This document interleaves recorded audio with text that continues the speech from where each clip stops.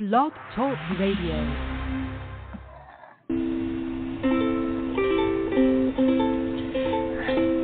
Hi everyone, this is Camille from sunny California, and you're listening to the Coffee Chat with Camille show, which is a podcast series that interviews various guests about real life topics for people who love to learn.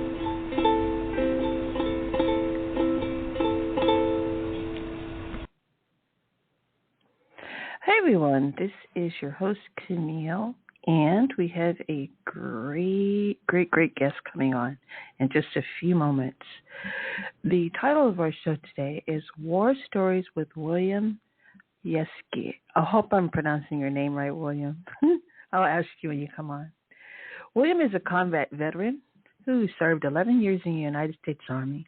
He is a serial entrepreneur who brings significant expertise in marketing, IT, and project management.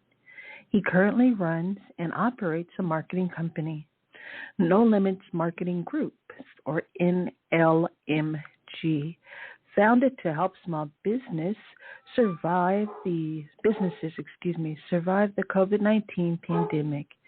It uses a combination of modern marketing techniques coupled with a non-lethal targeting framework learned within the military to provide clients with winning strategies.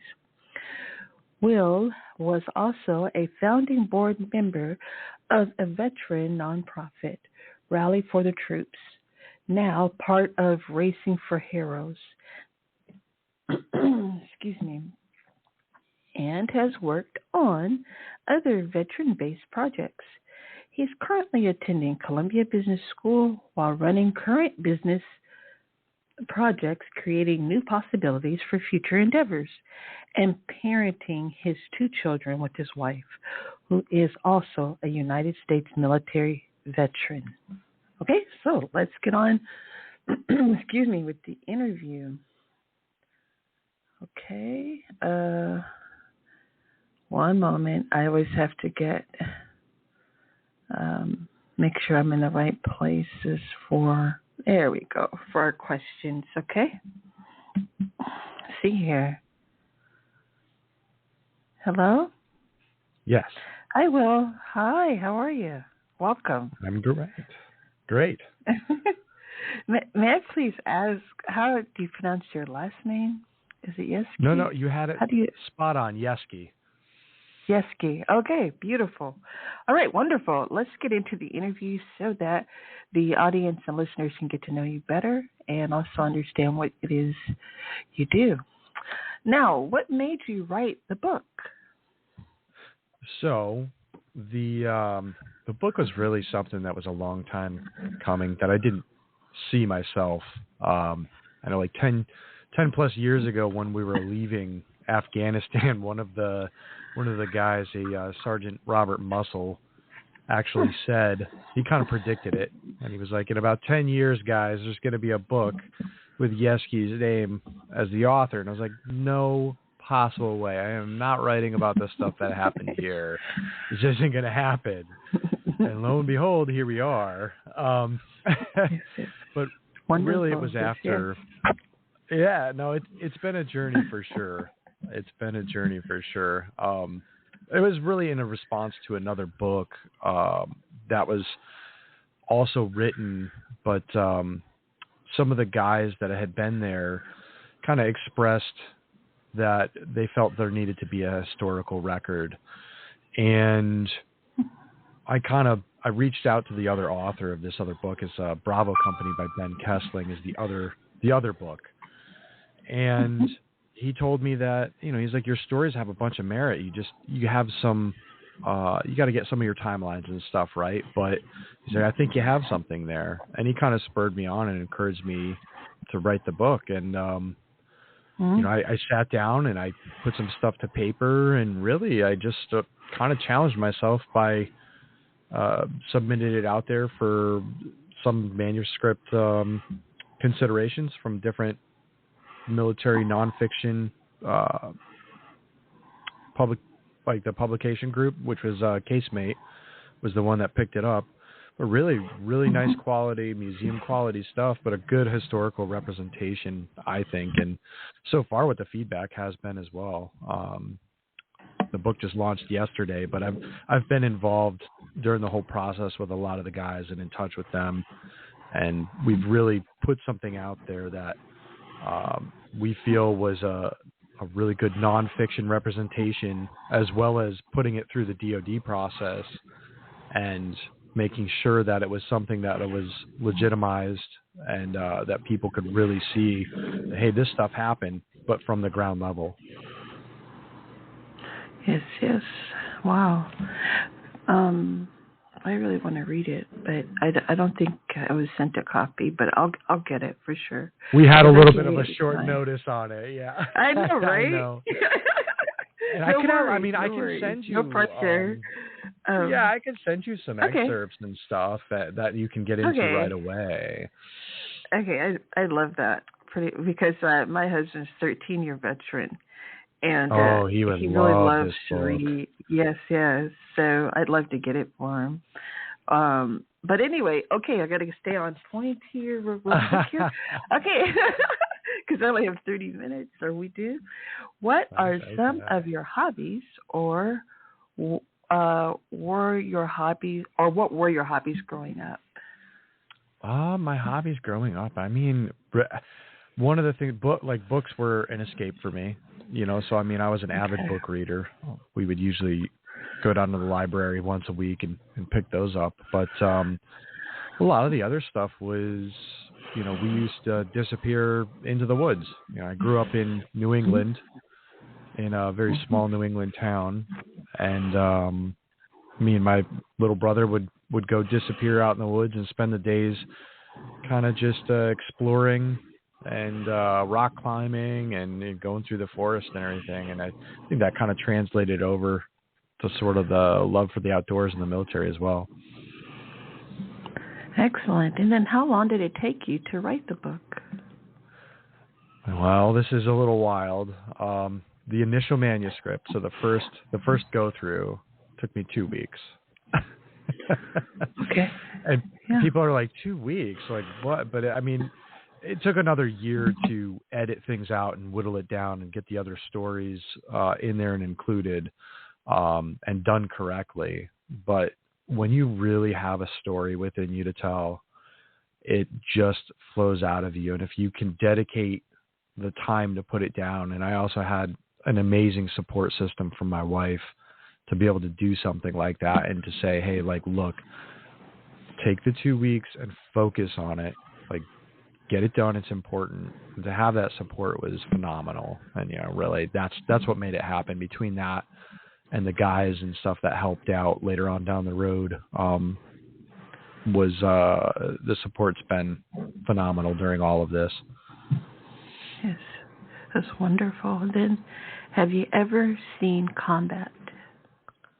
Oh, yes. Multiple times.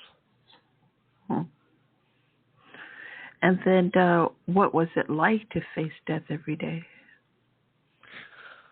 So that was something that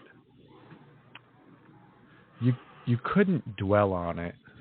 There was that struggle in between there, and then when you would have incident after incident go down and guy after guy hit a landmine, you start to kind of question, like, well, who's next? Is it my time now? And you kind of have to put that aside and you go, I have a job to do, and that is my best bet in getting through this, is not focusing and not zoning in on the negative, but like, hey, you have a job to do and you need to focus on that job and you need to have that discipline and really come to terms with the fact that you're already, in fact, dead. It's just a matter of time until it catches up with you. So what are you going to do? In the meantime, are you going to cower about it and be scared, or are you going to put forth your best efforts? And that is in whatever you really do.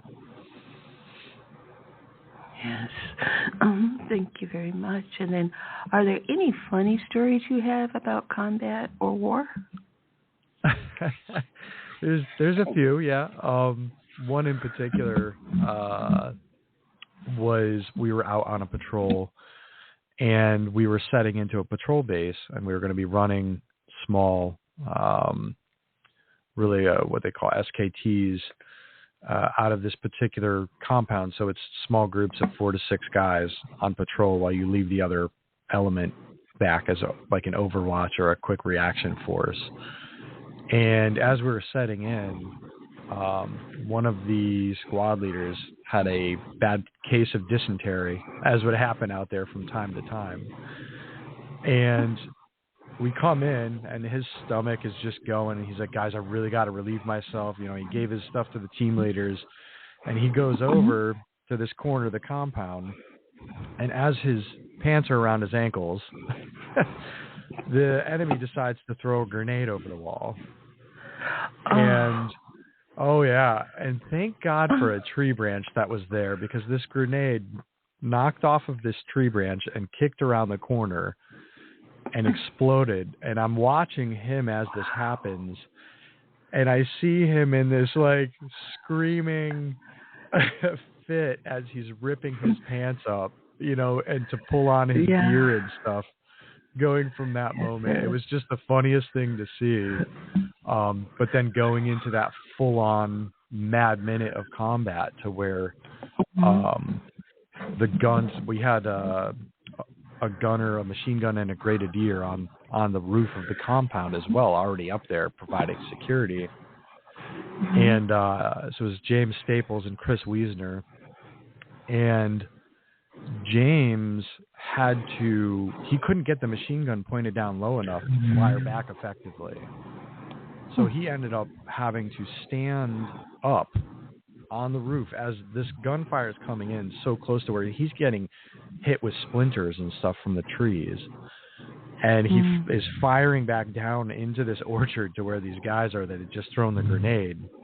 And they're firing back with AKs. And the grenadier, you know, is kind of freaking out, and he yells down to his team leader. He's like, "Are we shooting?"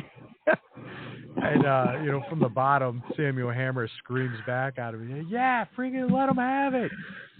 And he loads this 40 millimeter grenade in this grenade launcher and shoots it. And he hadn't had any practice for a long time, and everyone's adrenaline is high.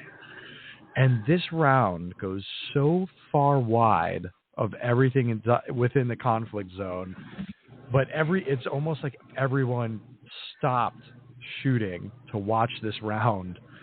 It just goes dead silent, and you see this grenade go flying over the entire zone and like into the backside of the village.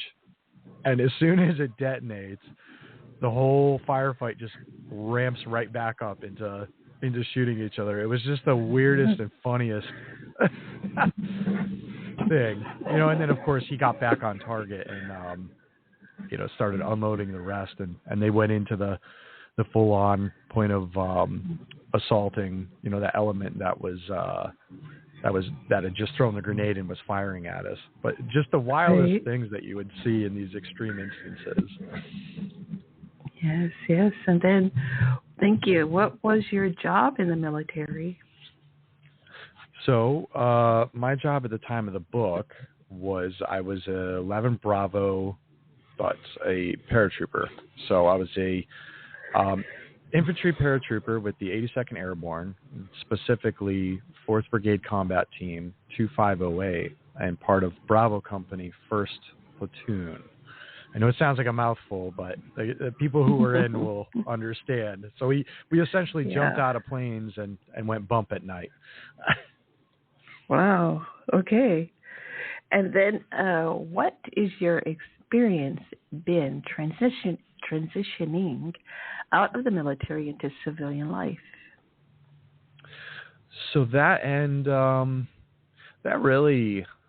end was rough, and it kind of brings me to where I think I want my follow-on project to be from this whole thing. And really going from that, and then later on a lot of the training that I had done for special operations and stuff, that a lot of that stuff doesn't translate into the civilian side how you would think. But you can use the discipline learned, you know, within anything from your corporate job or your management end of things, or even to start a business. So, I mean, really, a lot of that knowledge is there, but it's getting the support and the frameworks to make it work for you specifically, because everybody's instance is different. Okay. And then what's this? Oh, I'm sorry. Were you finished? I apologize. Oh, no. I mean, well, we could segment into it more. I know, like, you probably have a little bit of a, this list here, but I mean, we could just go into really the fact that there's a lot of veterans out there. They don't use their GI Bill. And they leave these benefits on the table, and it's not so much that, a lot of them almost look down at college, or they think it's like a liberal end of things. You can use it for more than just going to your traditional university. I know that's the route I went, but that was specifically because of the business end of what I'm trying to do.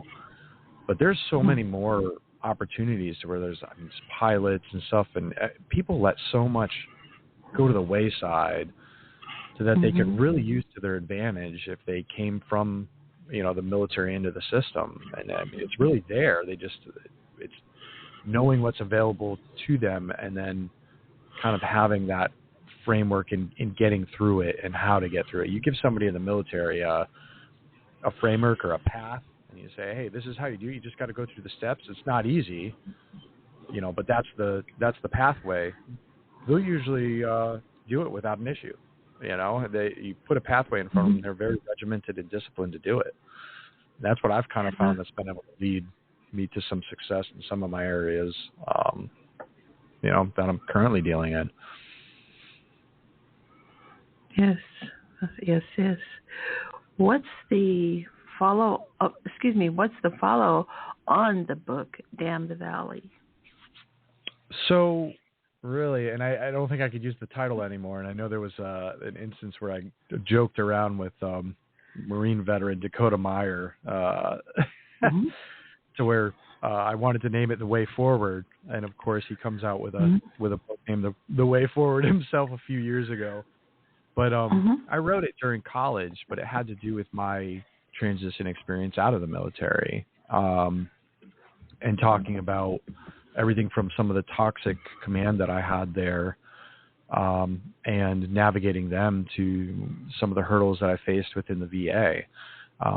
But I think ultimately I was able to put together something that worked really well for me, and it's been beneficial along the way, to where guys reach out and talk to me on the regular. Hey, I'm dealing with this, or hey, I'm going in for this, or did you hear about this with the PACT Act and stuff? And it's been really rewarding to be able to have those answers and stuff. And I'm like, more people need to hear about this. So really, it's something that I already have in framework of a book. I'd love to get it out there, but as well as that, but have additional guests within these specific business areas or these areas of expertise. Maybe they're a creative, or they deal within marketing scope and stuff, and maybe put a show on, if you will, like almost like a YouTube special that has to do with that sort of thing as well, and provide these things for those guys.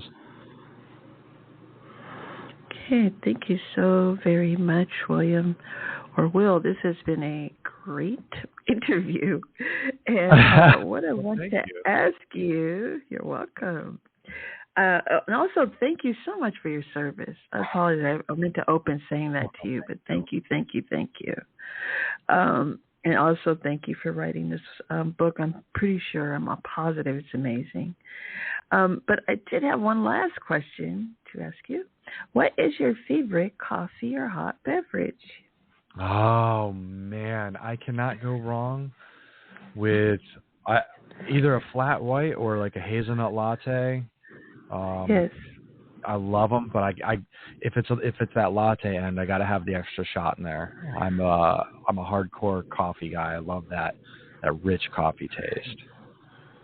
Yes. Thank you so very much. And then, yes. Go ahead. Should we? Do you want to let the audience know where you can find this thing? Absolutely. That's where I was going next. I usually just ask, could you please? Yeah, you I'm did it for sorry. me. You Thank said you. last question. I was like, No oh no, I'm not worries. going to be able to say where you can get it. No. Absolutely, I'm going to allow you to do that. So, Will, could you please let our audience know where they can find your book and also what your social media handles are?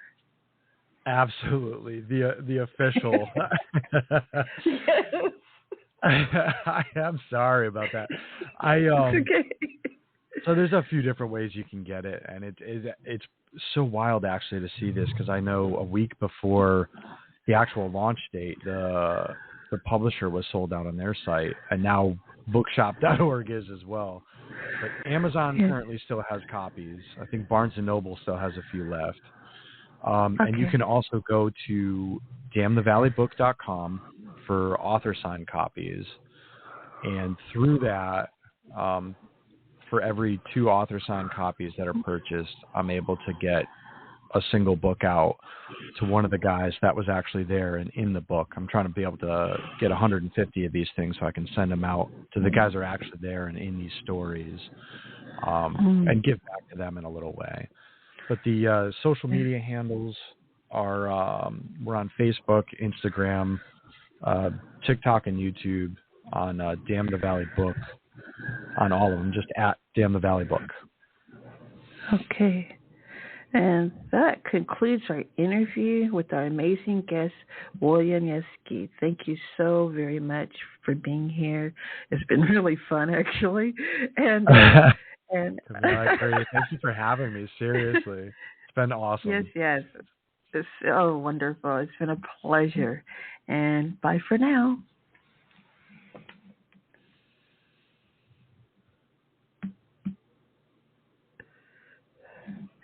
Hey everyone, that was the wonderful Yeske, again a combat veteran who served 11 years in the United States Army. Okay, so the link to his official website is damnthevalleybook.com.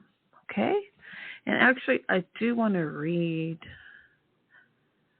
some more of his bio. It was a little long, and so I'm only provided so much space in the description, just like I'm only provided so many interviews per day because of my studio size and all that interesting technical stuff, right, for us podcasters. But Damn the Valley was a phrase that was regularly uttered by the men that spent any amount of time in the, I think it's called Arghandab River Valley during the deployment of Two Fury to Afghanistan in 2009 through 2010. The valley has claimed bodies from the troops of Alexander the Great, the British Empire, and more recently, the Russian army. Operating in the valley was like nothing the men could have envisioned. They called it the meat grinder. It was a deployment that the media didn't talk about and the government doesn't acknowledge. 3 of the company were Kia. I think it's spelled rather K-I-A, like the car. More than a dozen suffered life-changing injuries, and half the company had Purple Hearts. Not many modern day deployments have a 52% casualty rate. At one point, the entire prosthetics ward at Walter Reed was full of the men who patrolled that deadly area of the world. Since their return, many of the survivors have struggled to move on with their lives, and the unit has been declared at extraordinary risk by the Department of Veteran Affairs. No one who entered that region was left unscathed. This book shares a perspective of the men that were on the ground for that deployment during the fighting season of 2010. Okay, so please everyone pick up William's book, War Stories. Okay, and I thank you again, Will, for being here. I'm so happy you're here to share your stories, and I wish you all the best, and I will definitely get your book one way or the other, and then I can read it and pass it on. I would give it to my father, but he's struggling with dementia. He too is a veteran. And so, at any rate, again, it has been a pleasure having Will on my podcast. And I did want to read that excerpt here. That was, did I do his entire biography here? No, I didn't. Okay, I apologize. That part was about the book, okay? So before I go, because I have a little time, I have 4 minutes left of 30. Okay, William Yeske, I read the first part, and you also can find it in our description. When you go to coffeechatwithcamille.com, the description will be there, and I believe along with the link, so you all can pick up his book, okay? And at any rate, let me finish the rest of it, because I think I only went to veteran, yeah.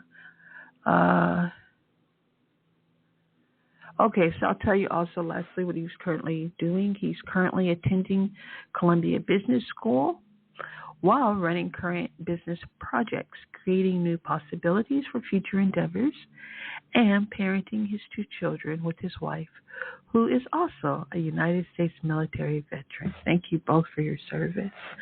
Okay, so this will conclude our show. Again, you can find a copy of this show at coffeechatwithcamille.com. I do plan on releasing it between today and Friday, but I'm going to try to get it out today. All right, so everyone can listen to it.